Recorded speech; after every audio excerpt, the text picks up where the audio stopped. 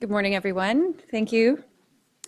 It's a pleasure to be here from Cincinnati, Ohio, which just had its first snow day yesterday with 5 inches of snow. And being originally from Canada, it didn't really faze me, but the rest of my fellow Ohioans had a little trouble. So I'm pleased to be here in sunny Washington with you and representing Procter & Gamble.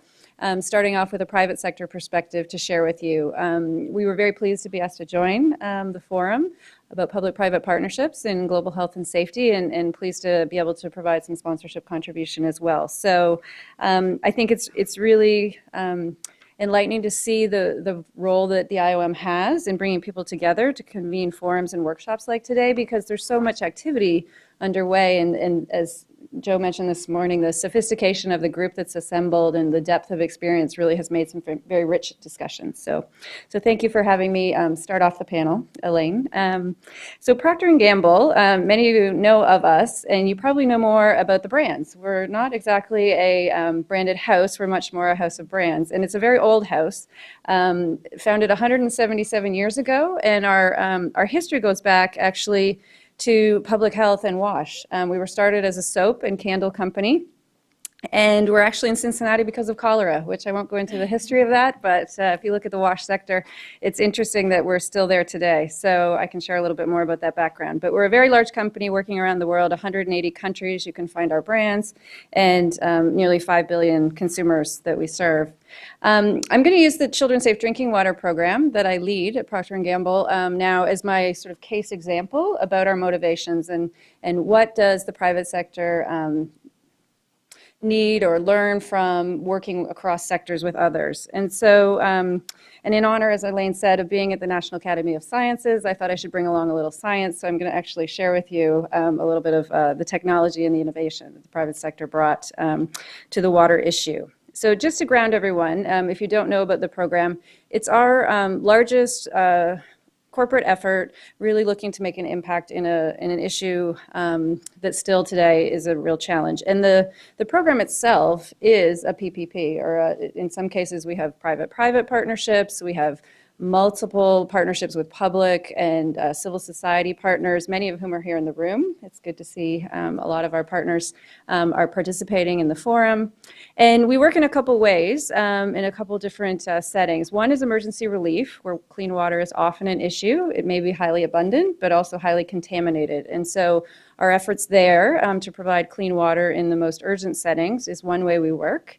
Another way where we've learned along our 10 years is through social marketing and behavior change and community development efforts with partners. And then the other piece that Procter & Gamble has brought to the water issue around the world is actually raising awareness for general consumers. And we've done this with a lot of other private sector and public partnerships about raising awareness and advocacy. So our role is kind of multifaceted in this area. A lot of people stop and say, well, why is Procter & Gamble, who's not a beverage company and doesn't use a tremendous amount of water in their products, involved in this issue? And this audience is very familiar that safe drinking water is still a challenge every day for more than 1 billion people, and we're still losing 1,600 children now every day from waterborne diseases. What's interesting is networks have been forming and partnerships forming around these global health issues, including the water issue, for quite some time. And one I'll just share is the WHO and UNICEF, more than a decade ago, convened a group, the International Network to Promote Household Water Treatment and safe storage, since water is an issue that has a wide spectrum. There's infrastructure issues, there's community level water issues, and then household level. And so this household focused network actually includes all different sectors and more than 100 different organizations working to raise both awareness and address this need. So I thought Laura's comments this morning were quite interesting when she referred to complex challenges as raising children. My eldest daughter is 10, just like the program, and it kind of resonated with me thinking back about the lessons that Procter & Gamble has learned. And we actually looked to some more experienced parents, I would say, who shared a little bit about their parenting. I look at Brenda. The Mectazan program is older than ours, and we learned a lot from the lessons that were shared by Merck and others in their partnership efforts with WHO and governments around the world. And so that's one, I guess, benefit of public parenting, and you share that experience and expertise, and I hope that the forum will give us an opportunity to share both our good parenting days and maybe our bad parenting days about things that we can learn and apply going forward. So thinking about where this began, we actually did public-private partnership efforts in our R&D work nearly 2 decades ago, working with CDC. And we were working with them in Central America, looking at unmet needs. P&G spends a lot of time trying to figure out what your unmet needs are and how we can help solve them. And in this case, we were looking at water, thinking about future markets for us in the private sector. And water was, there were technologies that could treat water, but water like this, that Elaine's going to help me with in a moment, turbid water, open sources, simple chlorination will not address some of the contaminants in that water. And so working with CDC, we were looking to find both a visual signal for consumers to know that their water would be safe, and also that would address, highly turbid water with chlorine-resistant parasites and other contaminants.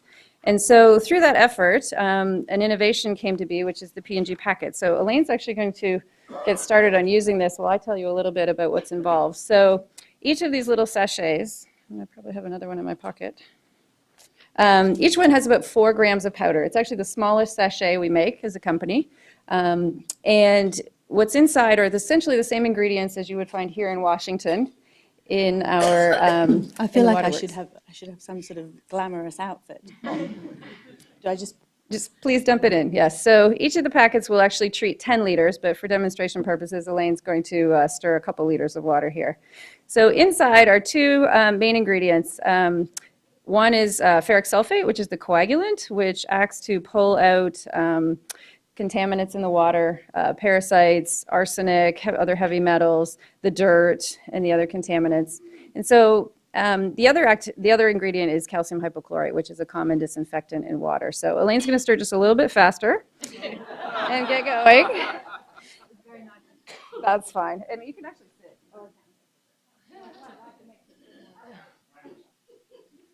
We'll see if Wheel of Fortune or any of the other game shows will need someone to join them. But essentially, inside each packet, you're using the same ingredients, as I mentioned, that are designed to deliver essentially tap water at the end of the process. And so with some innovative scientists at P&G, they actually came up with how to put a mini water treatment plant in each of these little packets. And so what you could create a large-scale municipal system to do, you can actually do anywhere in the world with a bucket, a stick, and a cloth.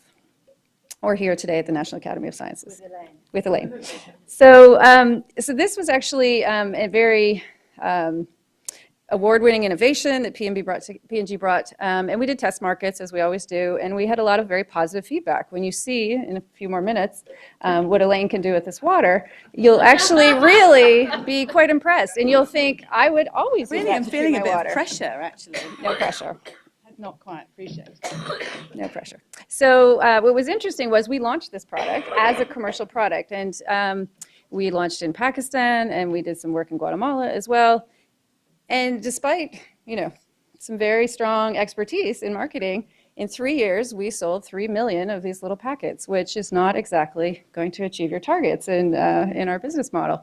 And what we learned very quickly is, private sector innovation alone that can address a global challenge might not be enough. And so what we found is there were complementary skills and other, very experienced partners in other sectors that we needed to reach out to. And many of them are here in this room, and we continue to work with 10 years later on the program. And so what we found were complementary strengths. We found emergency relief groups who had very strong supply chains. P&G has a lot of global scale, but we actually don't distribute any of these packets through our own supply chain. It's all through third-party partnerships with emergency relief organizations, because they are really the experts in those early hours of reaching people who need clean water and other support in emergencies. Another group we work with are social marketing experts, and many of these groups are here and represented at the forum as well. People who really know much more than we did about behavior change and the value of interpersonal communication and local context and reaching consumers to identify, everyone would think that water is a need and not a want, as Jack referred to earlier today. But I think there's a lot, we know how hard it is to change our habits. There's a tremendous amount of learning that goes on with behavior change, and so we were quite pleased to tap into that as well. And then the local organizations, as Francis talked about earlier, the organizations, the community-based groups who are working on the ground, who really understand the context that people are living in and what multiple challenges they have. Nobody comes into a clinic and says, I'm a wash visitor, I'm here for wash. They come in and they have multiple needs. And so I think that is where we realized together we could have a much stronger impact in global health. And so now that has grown into partnerships, both advocacy and implementing partnerships of more than 100 different organizations. I think it's 140 that we work with around the world.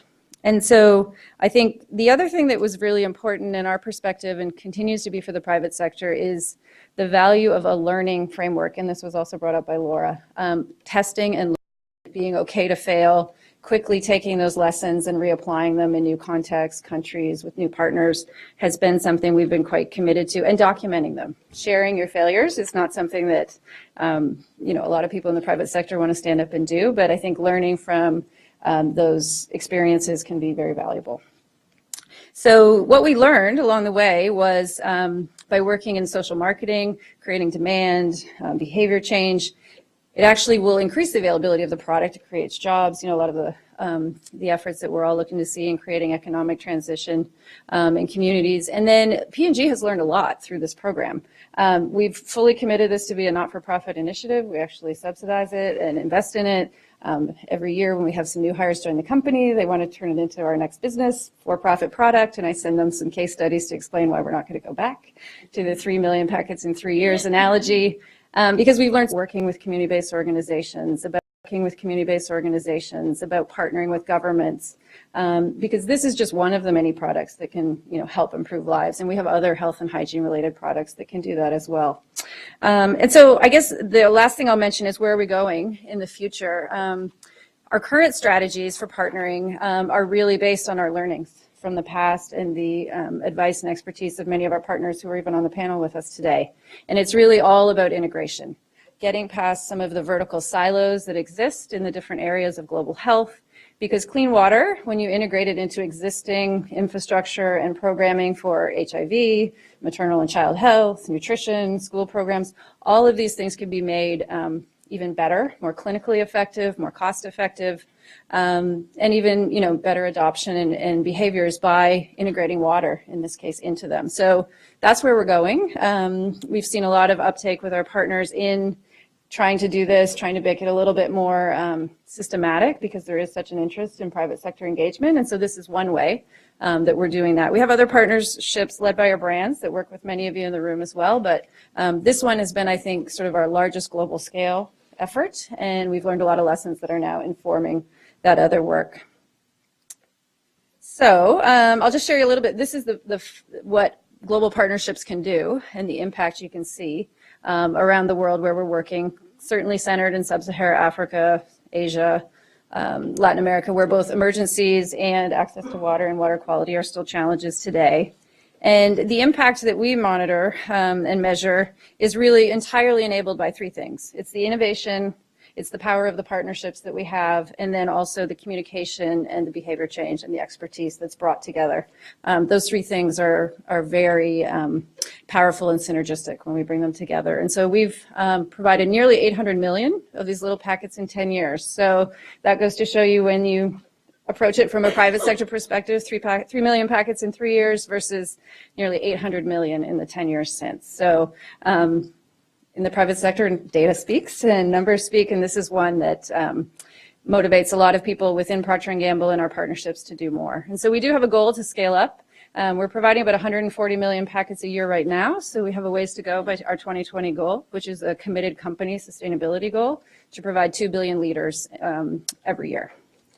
So I think I'll stop there because everybody's dying to see what's going to happen to the water, and Elaine's done an excellent job. So Elaine, if you want to stop stirring. Yes, please. Yeah, that's great. So she's done a fabulous job. Okay. So as you can see, the water's been cleaned by the product, the coagulation occurs, the flock that forms falls to the bottom. And this is important to remove chlorine demand. If you have organic matter and other ingredients in the water, that falls to the bottom within the first 5 minutes of Elaine stirring. then you can filter it through a cloth, and then you wait 20 more minutes to actually have the chlorine disinfect. So a bit of nifty chemistry in a tiny little packet that's helping impact lives all around the world. So our honor to be here and share a little bit of our science with the Academy. Thanks. Yeah, thank you very much. So I think if there are questions, we'll open them up for each one, just for a couple of moments, and then we'll have more time at the very end for questions. But if you've got one or two burning questions, then okay, you can, yeah. Yes. Yes. Lovely presentation. Two quickies. One was, I know those packets were used in Haiti during the cholera outbreak, and I wonder if there's any evaluation of its impact on prevention of cholera. And the second is that you've talked about clean water, but at the end of this week is going to be the Clean Cook Stove Initiative, indoor air pollution. And they're dealing with some of the same issues of implementation, behavior change, and the like. And are there lessons there to be learned by the cook stove people based on what you've learned for clean water? Mm-hmm. Because clearly it's a huge endeavor. Certainly. I think the first case in Haiti, yes, we did a lot of work in Haiti early on, doing some social marketing work in Haiti. And then also looking at, after the earthquake and then the cholera outbreak in 2010, providing the packets as a solution. The cholera bacterium is killed by the chlorine in the water. And so it's been highly effective both in Haiti outbreaks and then around in Africa as well, currently responding in Ghana and other places through our partners. So the work that we've done in behavior change and some of that work, it's really been led by some of the experts. And so the groups that are engaged in the cook stove are the more durables initiatives in communities. I think there's been a deliberate effort to really capture that learning across the different health teams. So the HIV people sharing their learning with the maternal and child health community, with the WASH community. We try to drive that in our efforts now, and essentially we've moved beyond working with the WASH teams and really looking with our partners to integrate into some of the other initiatives. And the Cook Stoves initiative is an important one because of, pneumonias and respiratory diseases are the leading cause of death in children. Diarrhea is a second in the list. And so I think the more that sharing of learning can go on about behavior change and lessons, the more impact we'll have. So we certainly support those efforts, and we try to do that across some of our other health and hygiene initiatives as well. Okay, thank you. Oh, we'll do one more, and then we'll be out of time, I think. Again, very nice presentation, Allison. And I wondered if you've had the opportunity to do additional measurements of longer-term outcomes, such as children's growth, cognition down the road perhaps, but also I think you've done some evolution into effects on mothers' time and quality of life.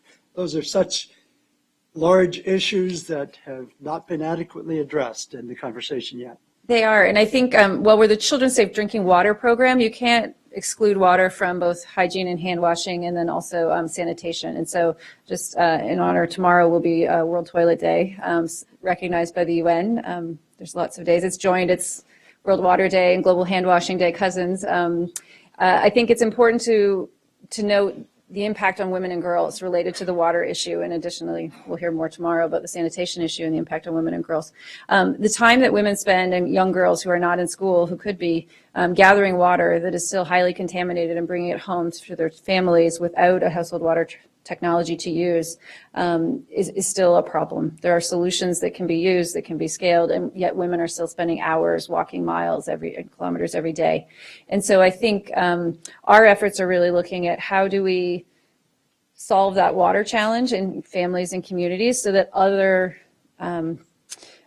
economic building activities can be undertaken. And we've actually seen in communities that have had WASH programs in place for a long time with high adoption that the level and the speed of other economic development that's gone on really accelerates. And so I think some of our partners have start with water as kind of their mantra, but I think it really is the underpinning of all the other health initiatives and bringing those forward. And we have, the other thing I'll mention in our learning over the last 10 years is we've really tried to support our partners to document the learnings and the impact, because while we do a lot of consumer research, I think the research that needs to be done to document the impact so that then it can be brought forward in forums and to persuade donors or governments or others to adopt these things on a larger scale is quite important. So our NGO, our implementing partners in civil society, have done a good job capturing those learnings so that then we can bring those forward in other health forums to support the expansion of the work.